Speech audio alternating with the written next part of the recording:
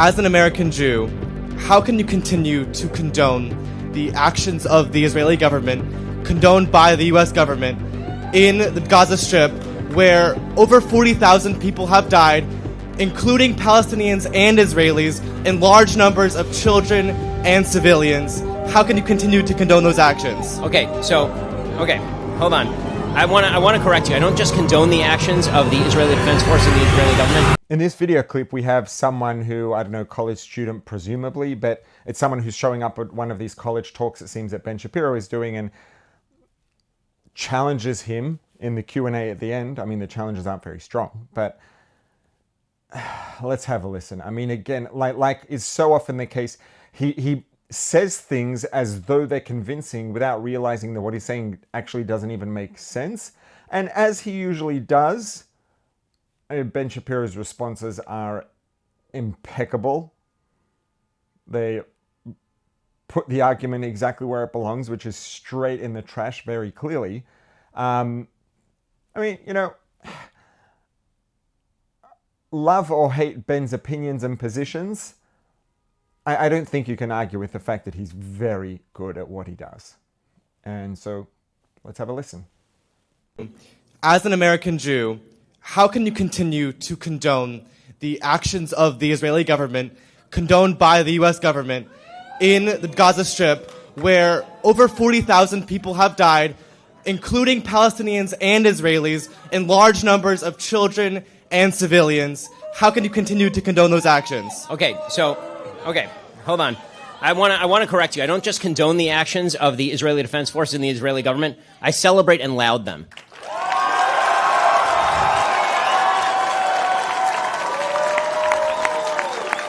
I'm not morally apathetic about what's happening.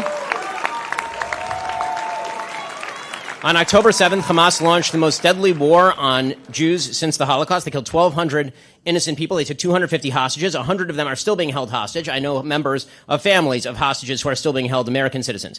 Hamas could end this war today by surrendering. They've chosen not to surrender. Instead, they spent billions of dollars building terror tunnels below civilian areas. It is not incumbent on the Israeli government to surrender just because terrorists are evil enough to hide behind civilians. The Israeli government has gone through such extraordinary efforts not to kill civilians that it has managed the best civilian to terrorist kill ratio in the history of urban warfare, and it is not close.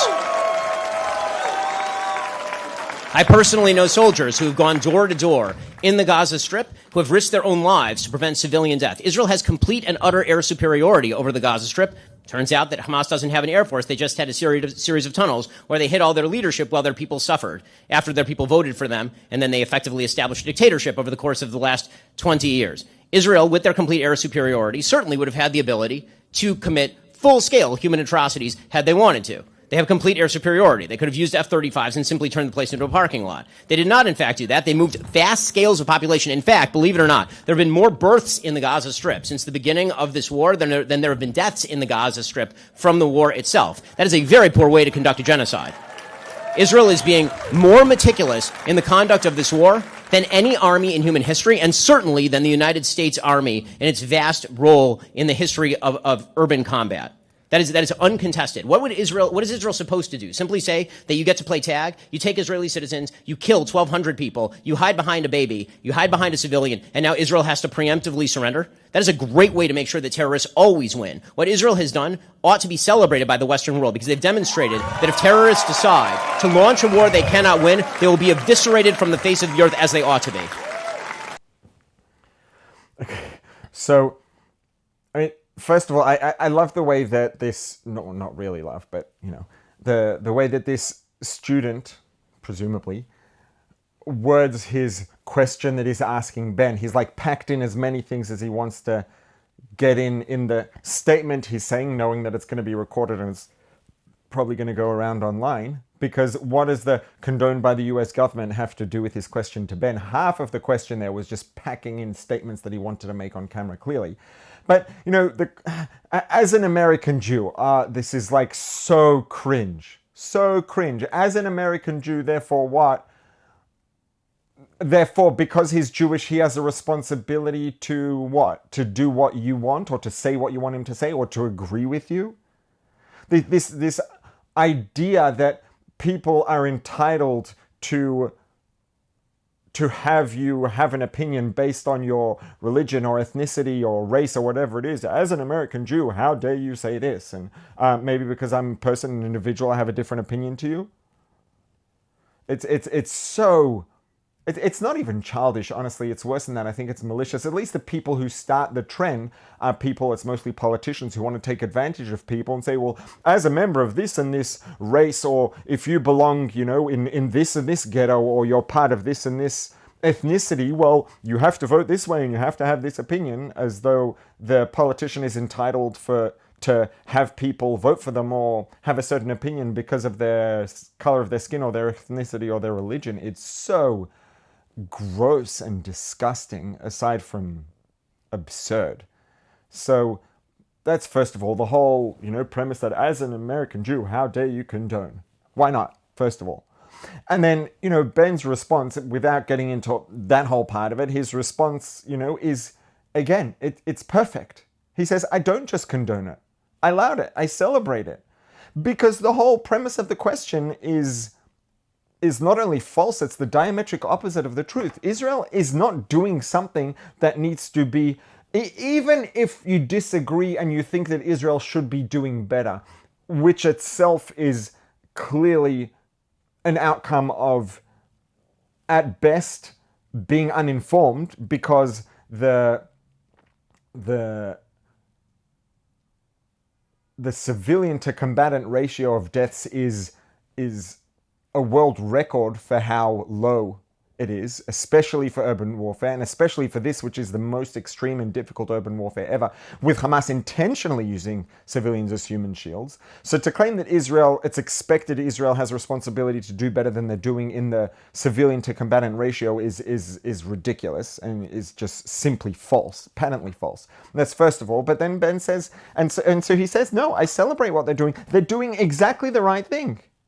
And everyone in the world should be celebrating, because if Israel doesn't take care of this, if Israel doesn't put a stop to this entitled violence and murder and literal actual attempt at genocide, which is what October 7th was, unlike the ICC et al., who think that what Israel's doing is a genocide, which is absurd and ridiculous. It's got nothing to do with genocide by the UN's own definition.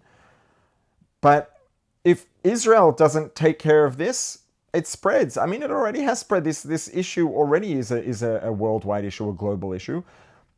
But the more that Israel does to show that there is a way to solve this, and the way to solve this is to stop the problem in its tracks and to make sure that anybody who's involved in terrorism is finished, the organization will be brought to its end in short order, the world owes Israel a huge debt of gratitude for this, and it should be celebrated by anyone who's not a terrorist. Do you not want ceasefire now? I do not want a ceasefire until Hamas is destroyed and all the hostages are back. I want... And you know how that could happen? It could have happened October 6th. There was a ceasefire on October 6th. And then there wasn't a ceasefire starting on October 7th. And there could have been a ceasefire again on October 8th, even after all of the death. If Hamas had surrendered its top leadership to international justice, if it had released all of its hostages, and if it had turned over its rulership of the Gaza Strip to some sort of decent body that wouldn't have reinstalled terrorism at the top of the food chain. I mean, what exactly is the excuse for Hezbollah getting involved in the war? Hezbollah isn't even in Israel. Hezbollah has nothing to do with Israeli territory, and they've been launching 8,000 rockets between October 7th and now. Now it's more like 12,000 or 13,000 rockets, hundreds of them every week. What is the justification for that? There is only one way to defeat terrorism, and that is to win. You do not win wars with ceasefires. You do not win wars by losing.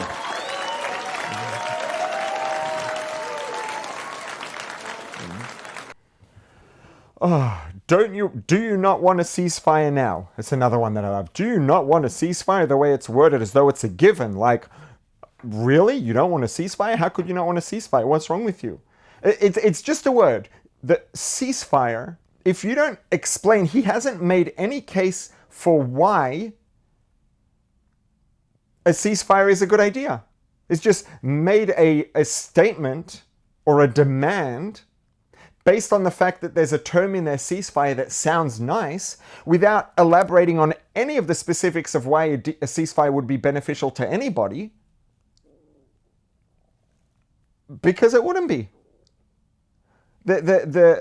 The whole assumption, again, it's this same thing he did in the first question. It's so entitled, and you think that because you heard on CNN or your friends in the encampment who are racist and assaulting Jewish students, you think that because they said ceasefire now, and then someone on BBC and someone else on CNN said, oh, ceasefire, how could you not want a ceasefire? That means that obviously anyone who doesn't want a ceasefire is evil. So therefore, how do you not want a ceasefire? And the answer is no. There was a ceasefire, like Ben says perfectly again. Impeccable response. There was a ceasefire on October 6th. And you know what happened when there was a ceasefire with Hamas still in existence? October 7th, that's what happened. So no, there doesn't need to be a ceasefire. What there needs to be is an end to Hamas, period. And at that point, we can talk. The assumption that a ceasefire is necessarily a moral good by definition, without any justification as to why that assumption is valid, is again, it's ridiculous, and it's not true.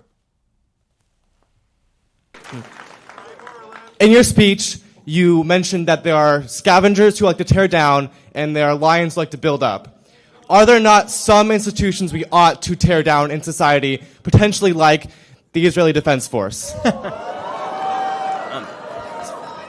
I think it would be an act of the gravest evil to even make that contention, simply because the Israeli Defense Force stands between 7.5 million Jews in Israel and complete slaughter. And by the way, over 2 million Arabs and complete slaughter who are citizens of the state of Israel. The only security and peace in the region right now is being guaranteed by the Israeli military. That is the only force standing between that region and continued chaos. The destruction of the IDF is the destruction of Israel. That means a genocide, a true genocide. The thing that everybody likes to ignore in the Middle East while they're claiming genocide and while they are claiming apartheid is that there's only one area in that specific area that is free of one ethnicity and religion, and it is quote-unquote Palestine, which has 0 Jews living in it. If you drive through the West Bank, there are giant red signs if you drive into the Palestinian Authority areas saying Jews are not allowed in here. And if you drive there without the permission of the Israeli government as a Jew, you will be killed. If you're a Palestinian and you accidentally make your way into Israel, nothing will happen to you. You will go back to Nablus in the evening. If you make it through the checkpoint accidentally, you'll go back. And if you're a Jew and you accidentally drive into Ramallah, you will not emerge alive. That is not, if we are talking about which force here is a force for good and which force here is a force for evil, there is no question what the distinction is. If we're going to talk about institutions that ought to be torn down, we should start with the legacy media, which seems to have radically misinformed you.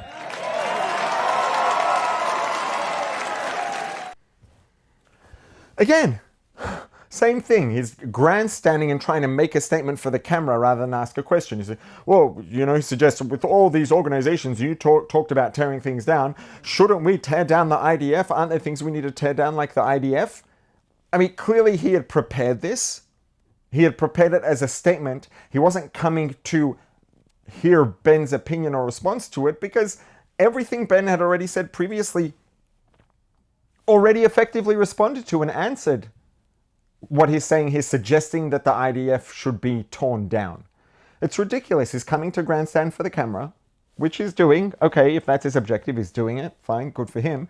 But in the, off chance that maybe he is actually coming to have some sort of dialogue and he wants to hear what Ben has to say, he clearly hasn't listened to a word he's said, because his whole suggestion that that it would be a moral good for the IDF to be torn down has already been completely proven to be absurd and the opposite of the truth.